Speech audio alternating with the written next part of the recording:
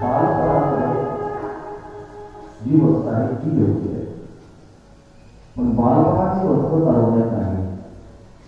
शब्दस्पर्श रूप चालवलं नाही, पण जे विषयाच्या पाठीमागे प्रत्येक व्यक्ती लागतो. चांगलं राहायचं वाटतं, चांगलं दिसावंसं वाटतं, चांगली नोकरी घालायची वाटतं, सगळ्यांनी विषय चालवून ठेवायचा.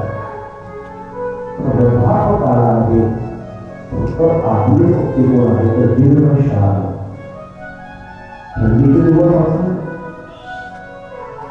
डोक्यावर आंघोळी घालायची, मफलर घ्यायची, थंडीला असेल स्वेटर घालायचं, जास्त थंडी असेल एका मातीचं मंदिर आहे ओल्या, ते मंदिर कोणतं आहे? हा देह.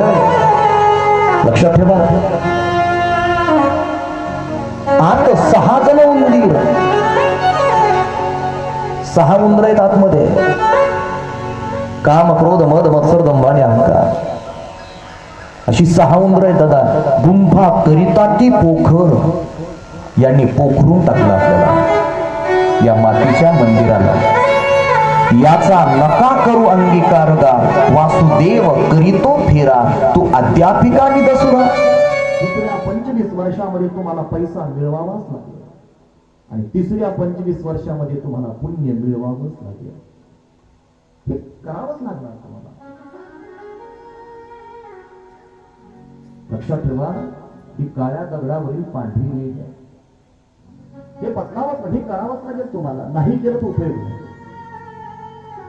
पण ठीक आहे, व्यावहारिक लाईनमध्ये आम्ही असताना दादा बदल करून घेऊ शकतो.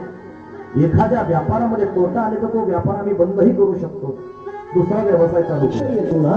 त्या वेळेला नाही का लक्षात ठेवा, की अंतःकरणाचा बदल आपोआप होत नसतो, तो करावा लागतो.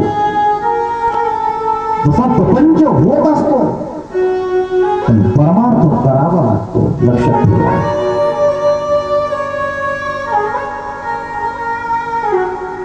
आपण सहज म्हणतो तेवढा हरिपाठ घेऊन टाक बरं. मग हरिपाठ घेऊन टाकायचा असतो का?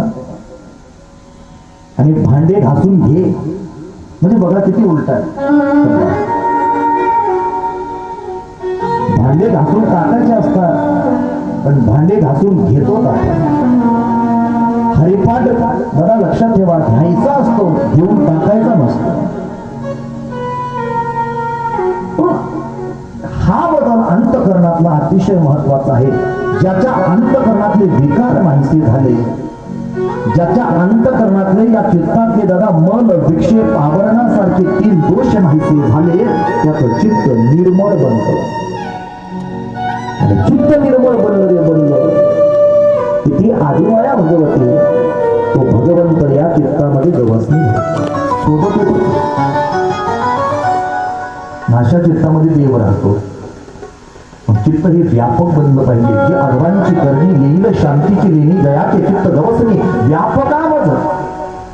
चित्त हे निर्मळ झालं पाहिजे. सर्वांग निर्मळ चित्त जैसे गंगाजल, आणि चित्त हे मृदूही झालं पाहिजे, म्हणजे मऊ मृदू समाह्य नवनीत जैसे सज्जनाची चित्त. या 3 अवस्था ज्या वेळेला या चित्ताच्या बनतात, त्याच वेळेला तो भगवंत दादा आमच्या करता या देहामध्ये येऊन विराजमान राहतो. सर्व घटी राम देहाधीश देवा. सुंदर असं नामस्मरण घ्यावं. गंडकी नदीवर जावं स्नानावर. स्नान करावे उत्तराखंडामध्ये. थंडीचे दिवस असो, उन्हाळा असो, पावसाळा असो, कोणताही विचार न केला. आणि नित्य नियमाने भक्ती आहे, पूजा आहे, अर्चना आहे. श्रवणम कीर्तनम विष्णू स्मरणम पाद सेवनम अर्चनम भाष्य सत्य मार्ग निवेदन, या सगळ्यातही भक्ती असताना तो करू लागला. पण लक्षात ठेवा, भक्ती मार्गामध्ये सर्वाभूती दया असावी, पण त्या दयेचं रूपांतर ममत्वात होऊ नये. त्या प्रेमाचं रूपांतर ममत्वामध्ये होऊ नये. जर त्या दयेचं आणि प्रेमाचं रूपांतर ममत्वामध्ये झालं की जन्म मरणाच्या फेऱ्यात गुंतावं लागतं. म्हणून संत म्हणतात, न करी रे संग राहे रे निश्चळ, लागोने बी मळ ममतेचा. आणि तुम्ही आम्ही सगळे त्या ममतेमुळे बांधलेलो आहोत. लक्षात ठेवा, त्या मायेमुळे बांधलेलो आहोत. राजाने रीती नेमाने ब्राह्मण उठायचं, नदीवर जायचं, स्नान करायचं. ओम मित्राय नमः, ओम रवये नमः, ओम भानवे नमः, ओम खगाय नमः, ओम पुष्पे नमः. द्वादशी अक्षरी मंत्राचा जप करावा, सूर्याला अर्घ्य अर्पण करावं आणि श्वेत वस्त्र परिधान करून त्या राजाने तर ऐकलंय, पण एका असणाऱ्या हरणीने ऐकलं आणि हरणीनं ऐकल्यानंतर ती हरणी प्रसूती वेदनामध्ये होती.